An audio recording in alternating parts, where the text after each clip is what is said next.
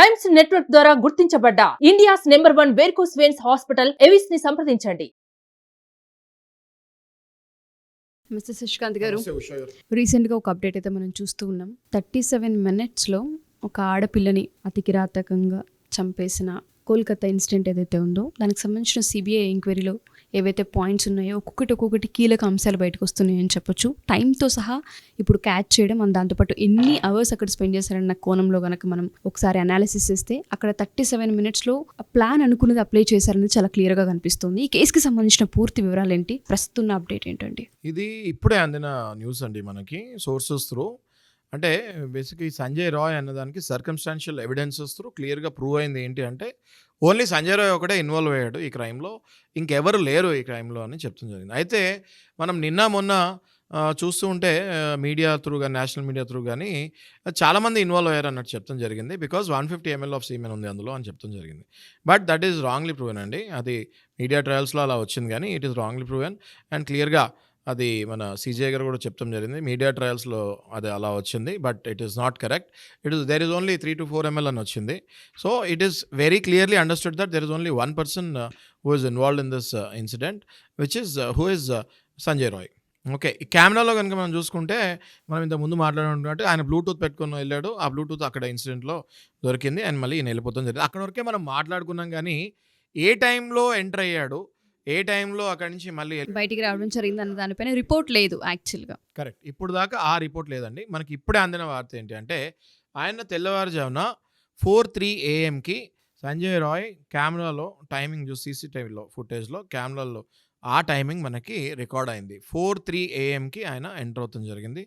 4:40 AM ఆయన మళ్ళీ అక్కడి నుంచి ఎగ్జిట్ అవుతాం జరిగింది. అంటే కేవలం 37 నిమిషాల్లోనే ఇంత అరాచకం సంజయ్ రాయ్ అనే ఒక్క వ్యక్తే చేసి వెళ్తాం జరిగింది. సంజయ్ రాయ్ అనే వ్యక్తికి యూజువల్గా మద్యం తీసుకునే అలవాటు బాగా ఉంది అండ్ రెడ్ లైట్ ఏరియాకి వెళ్ళొచ్చే అలవాటు బాగా ఉంది. సో ఈయన ఒక సెక్షువల్ పర్వర్ట్ అని చెప్తాం కూడా జరిగింది. కాబట్టి ఈ సంజయ్ రాయ్ అనే వ్యక్తి ఆల్కహాల్ తీసుకొని ఆ టైంలో అక్కడికి వచ్చి ఉంటాడని మనం అనుకోవచ్చు. అండ్ మీరు అన్నట్టుగానే ఏదైతే 37 minutes మనకి బ్రేకింగ్ న్యూస్లో అందిందో ఇంటర్నల్గా అమ్మాయి బాడీ కనుక మనం చూస్తే 14 చోట్ల అతి కిరాతకంగా గాయాలయ్యాయి అని చెప్పొచ్చండి. సో అంటే ఒక ప్లాన్ ప్రకారం మాత్రమే తీసుకొని ముందుకెళ్లారని చెప్పొచ్చా? అంటే ఈ టైమింగ్ అండ్ ఈ అనాలిసిస్ని మనం చూసి యూజువల్గా ఏమవుతుందంటే అండి, ఇదంతా కూడా ఒక కిరాయి హంతకుడికి మర్డర్ చేయమని చెప్తే ఆ కిరాయి హంతకుడు వెళ్ళి ఓన్లీ మర్డర్ చేసేసి వచ్చేస్తారు.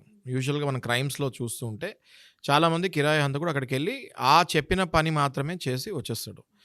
ఈ కిరాయి హంతకుడు ఎంత నీచుడు అంటే డెఫినెట్గా ఇది ఈయన ప్లాన్ అయితే కాదు వెళ్ళి మర్డర్ చేయాలి అన్నది. He was told by someone else, he was hired by someone else.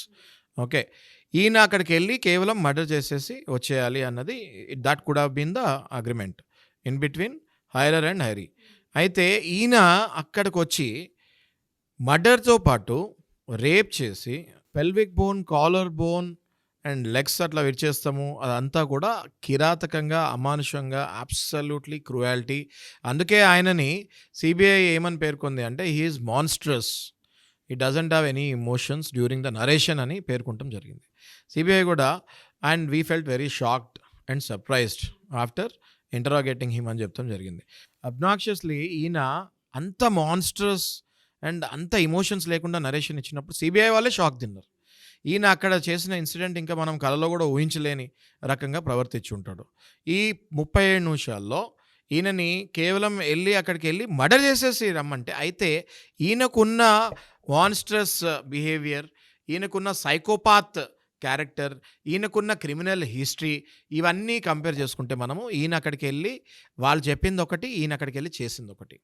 ఇప్పుడు వీళ్ళందరికీ మెడ చుట్టూ ఉచ్చి ఎందుకు బిగించుకుంది అంటే వీడు దాన్ని అంత కిరాతకంగా రేప్ చేసి మర్డర్ చేసడంలో కూడా కిరాతకంగా చేయబట్టి ఇది వాళ్ళు చెప్పింది ఒకటి, వీడి ఇక్కడికి వచ్చి ఎగ్జిక్యూట్ చేసింది చాలా సాడిస్టిక్గా ఆ సైకో ప్లెజర్ తోటి పర్ఫామ్ చేస్తాం జరిగింది. కాబట్టి ఇది ఇంత రచరచ అయ్యి ఇది ఇంత ఇవాళ national issue, world issue, burning టాపిక్గా తయారైంది.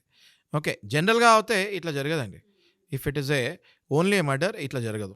ఈడు ఎవరైతే ఈ సంజయ్ రాయ్ ఉన్నాడో వీడి psychopathic character, criminal history, obnoxious monsters behaviour వల్ల ఇట్లా జరిగిందని చెప్తానులో మనకి 1% కూడా డౌట్ లేదు. సో ఎప్పుడైతే ఈయన ఇది పర్ఫామ్ చేసి 4:40 AM అక్కడి నుంచి వెళ్ళాడో 4:40 AMలో మళ్ళీ అది కెమెరాలో రికార్డ్ అవుతాం జరిగింది. ఈ 37 మినిట్స్లో ఇదంతా చేస్తాడనేది జస్ట్ మనకి ఇప్పుడే అందిన వాడుతుంది. కపుల్ ఆఫ్ అవర్స్ బ్యాక్ మనకి రిలయబుల్ సోర్సెస్ త్రూ వచ్చిన ఇన్ఫర్మేషన్ ఇది. అయితే ఇది మనం చూసుకుంటేనండి, ఇవాళ ఈయనకి సిబిఐ కోర్టు ఏదైతే తీసుకుందో కస్టడీకి, ఇది ఇవాళతోటి ఎండ్ అవ్వాలి. ఎవరికి? సంజయ్ రాయ్కి ఇవాళ కోర్టులో ప్రవేశపెడుతున్నారు. But I feel personally that they might ask few more days for interrogation, though they have declared. ఇంకొంచెం టైం పట్టే అవకాశం ఉందా? యా ఉందండి. Because though they have come to a conclusion that Sanjay Roy is the only sexual pervert who got involved in this incident, and though the CBI has confirmed it and concluded it, వాళ్ళకి ఇంకా information రావాల్సి వస్తుందేమో, ఇంకొన్ని రోజులు కస్టడీలోకి తీసుకుంటా అనిపిస్తుంది. ఎందుకంటే నిన్న రాత్రి సంజయ్ ఘోష్కి ప్లస్ ఈ అమ్మాయి ఎవరైతే చనిపోయారో ఆ అమ్మాయి ఫ్రెండ్స్ ఒక 4-5 ఎవరైతే చివరి రోజు కలిసి ఉన్నారో అప్పటి వరకు అమ్మాయితోటి, ఎవరైతే వదిలేసి అక్కడి నుంచి వెళ్ళిపోయారో వాళ్ళకి లై డిటెక్టింగ్ పర్మిషన్ వీళ్ళు ఏదైతే సిబిఐ అప్లై చేశారో అది వస్తాం జరిగింది. ఈ పాలిగ్రఫీ టెస్ట్ ఆ 4 ఫ్రెండ్స్కి కూడా చేస్తాం జరుగుతుంది. ఈ అమ్మాయి ఫ్రెండ్స్ 4కి ప్లస్ సందీప్ ఘోష్ ఎవరైతే ప్రిన్సిపల్ మెయిన్ కథ ఎవరు చుట్టూ అయితే తిరుగుతుందో, who is the culprit Sandeep ఘోష్కి కూడా పాలిగ్రఫీ టెస్ట్ యొక్క పర్మిషన్ వచ్చింది.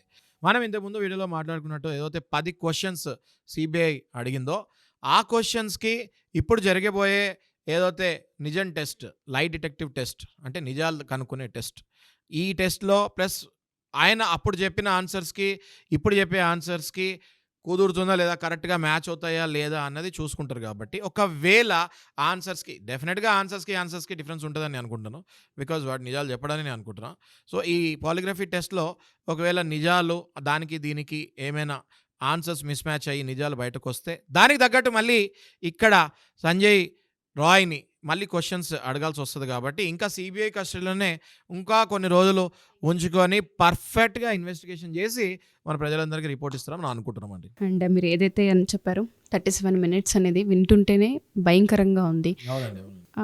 హాఫ్ అన్ అవర్ ఆ అమ్మాయి చూసిన నరక యాతన ఏదైతే ఉంటుందో ఏ ఆడబిడ్డకి రాకూడదనే కోరుకోవాలి. అండ్ సిబిఐ ఎంక్వైరీ ఏదైతే ఉందో ఇంకొంచెం మెమోరం చేసి జస్టిస్ త్వరగా వచ్చేలాగా చూడాలని కోరుకుందాం. అండ్ నెక్స్ట్ అప్డేట్ ఏంటో కూడా ఒకసారి తెలుసుకుందాం. Thank you sir, thank you so much. Suman టీవీలో మీ పర్సనల్ అండ్ బిజినెస్ ప్రమోషన్స్ కోసం కింది నెంబర్కి కాంటాక్ట్ చేయండి.